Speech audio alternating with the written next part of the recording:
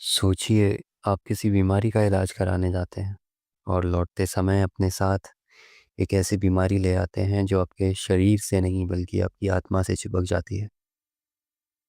वैसे तो मेरा प्लान था कि आपको एक राजस्थान की स्टोरी सुनाऊं, लेकिन कल शाम ये किस्सा अचानक से याद आ गया। ये भयानक है। ये भयानक है क्योंकि इस कहानी की हैप्पी एंडिंग नहीं है। कहानी है बिनीता जी की, जिनकी उम्र करीब 40 साल थी। विनीता जी अपने पति सुरेश और 16 साल के बेटे प्रशांत के साथ एक साधारण से घर में रहती थी। एक समय था जब उनकी ज़िंदगी बिल्कुल सामान्य थी। सुबह की चाय, घर में छोटे छोटे झगड़े, बेटे की पढ़ाई और पति का ऑफिस। सब कुछ वैसा ही जैसा कि एक नॉर्मल घर में होता है। लेकिन फिर बिना किसी चेतावनी के उनकी तबीयत बिगड़ने लगी। पहले हल्का बुखार, फिर बदन दर्द, और फिर ऐसी कमज़ोरी कि सीढ़ियाँ चढ़ना भी दुश्वार हो जाए। उनकी सांस फूलने लगती थी बार बार। डॉक्टर्स को दिखाया गया। डॉक्टर ने रिपोर्ट्स करवाई। रिपोर्ट्स सब नॉर्मल थी। उन्होंने डॉक्टर्स बदले, कई बार डॉक्टर्स बदले, लेकिन रिपोर्ट हर बार वही, सब कुछ नॉर्मल है। लेकिन विनीता जी जानती थी कि उनका शरीर जो है वो ठीक नहीं है। दवाइयाँ कुछ घंटों के लिए तो आराम देती थी, पर बाद में फिर वही हालत। वो और भी कमज़ोर होती चली गई। तभी उनकी एक दोस्त ने उनको सलाह दी कि किसी पीर बाबा को दिखाओ। पास ही के कस्बे में एक पुरानी मजार थी जहाँ पर एक पीर बाबा बैठते थे। कहा जाता था कि वहाँ बैठने वाले जो पीर बाबा हैं वो देखी अनदेखी दोनों तरह की बीमारियों को ठीक करते हैं। सुरेश ने पहले तो मना किया, पर बाद में होता है ना, जब आपके पास कोई भी ऑप्शन ना हो तो आप जो भी अवेलेबल ऑप्शन है उसके साथ चले जाते हैं, भले ही वो कितना भी रिस्की हो। उन्होंने विनीता जी को वहाँ जाने के लिए हाँ बोल दिया। विनीता जी वहाँ गईं और मज़ार का माहौल भी थोड़ा विचित्र सा ही था। वहाँ अजीब सी ठंडक थी, अगरबत्ती की गंध, और हवा में एक भारीपन। पीर ने बिना कुछ ज़्यादा पूछे विनीता जी को ही सब कुछ बता दिया, जैसे कि मानो उस बाबा के कानों में कोई आकर विनीता जी के बारे में सब कुछ कह रहा हो। बाद में पीर बाबा ने विनीता जी से कहा कि आप हाजिरी दीजिए, भोग दीजिए, कुछ समय में सब ठीक हो जाएगा।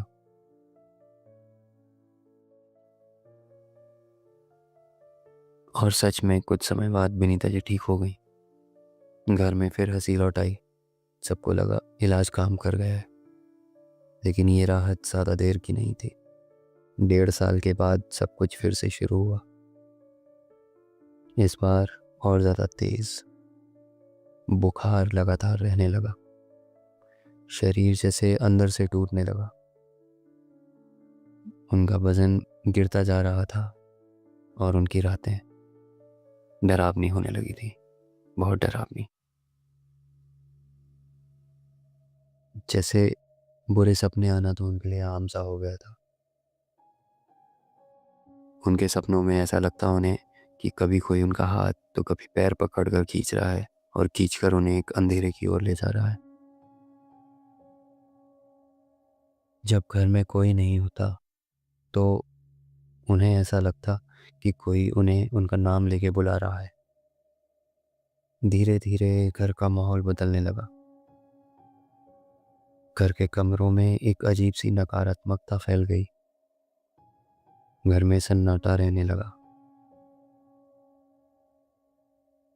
और एक अजीब सी बदबू भी, जो आइडेंटिफाई नहीं हो रही थी कि किस चीज़ की है।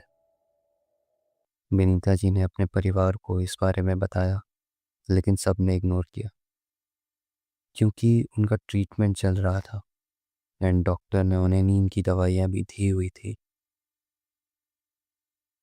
तो सबको लगा कि शायद नींद की दवाओं का असर है, लेकिन असलियत अब सामने आने वाली थी। धीरे धीरे इसका असर प्रशांत पर भी दिखने लगा। सपनों में उसे दिखता कि घर में कोई है जो उन्हें देख रहा है, जैसे कि किसी ने घर पर कोई तंत्र क्रिया की हो।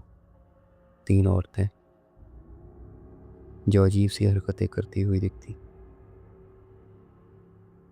शुरुआत में उसने इन सब चीज़ों को इग्नोर किया, लेकिन जब हर रात वही एहसास होने लगा तो डर हकीकत बन गया।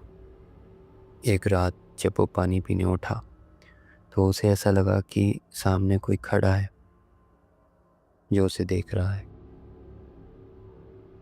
उसने लाइट जलाई और उस अंधेरे कमरे में रोशनी हो गई।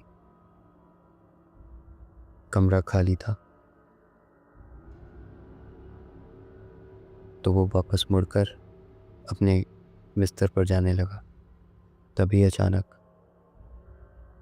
उसे एहसास हुआ कि उसके कंधे पर किसी ने हाथ रख दिया है। वो पलटा पर कोई नहीं था। डर के मारे वो दौड़कर सीधा अपने बिस्तर पे चादर ओढ़कर लेट गया। और तभी उसके कानों में एक आवाज़ गई, हमें पानी नहीं दोगे? और उसके बाद एक डरावनी हंसी।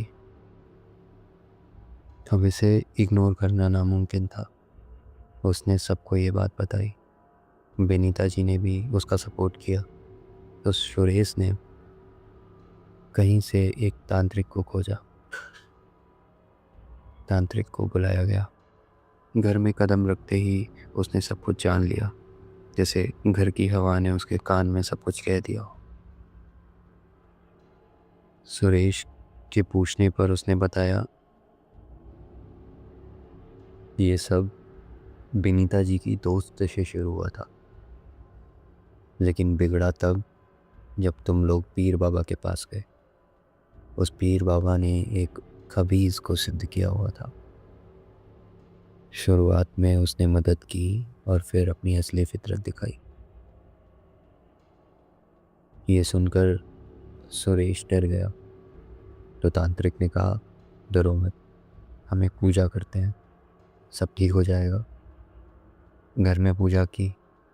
कुछ दिनों तक सब शांत रहा और फिर सब वापस लौट आया, इस बार और भी ज़्यादा उग्र रूप में। घर में आवाज़ें सुनाई देने लगी, परछाइयाँ दिखने लगी और फिर एक रात पोजेशन। विनीता के हाव भाव बदल गए थे। उसकी आवाज़ जैसे अब उसकी नहीं रही। उसकी आंखें काली हो गई। वो कभी मर्द की आवाज़ में बात करती तो कभी औरत की आवाज़ में। ये मेरी है, अब इसे भूल जाओ, मैं इसे ले जाऊंगा। जब बात तांत्रिक के भी हाथों से निकल गई तो उसने अपने गुरु को बुलाया।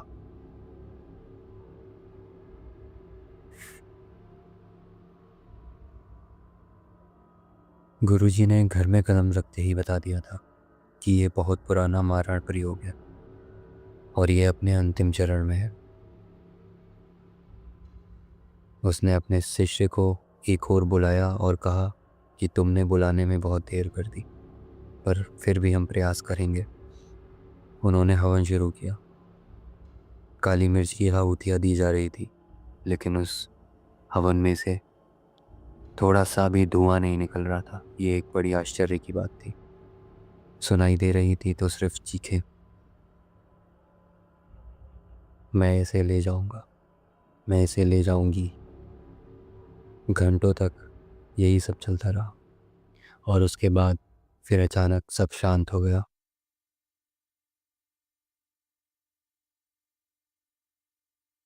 एक अजीब सी खामोशी और मंत्रों की धीमी आवाज।